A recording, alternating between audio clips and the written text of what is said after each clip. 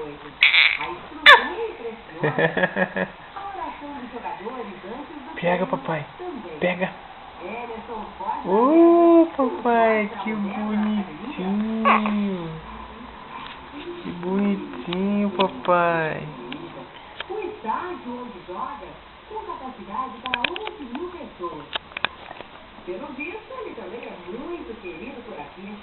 Olha o treinador do time. Pega, papai. O alemão Winfried Schäfer, Pega. oferecendo bola ao atacante.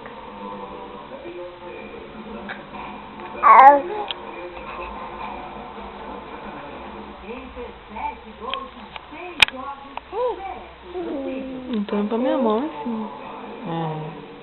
Mesmo longe de casa, eles recebem o cuidado de profissionais brasileiros. Na comissão técnica do Al-Ain, são 4. Dá pra ver que os árabes gostam de brasileiros. E futebol, mesmo que de brincadeira.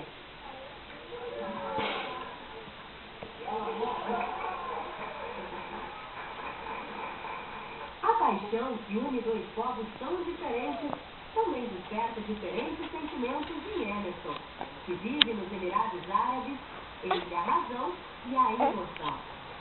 Passe rápido, assim, 18 vezes. Pra? Voltar ao Brasil. Pra onde?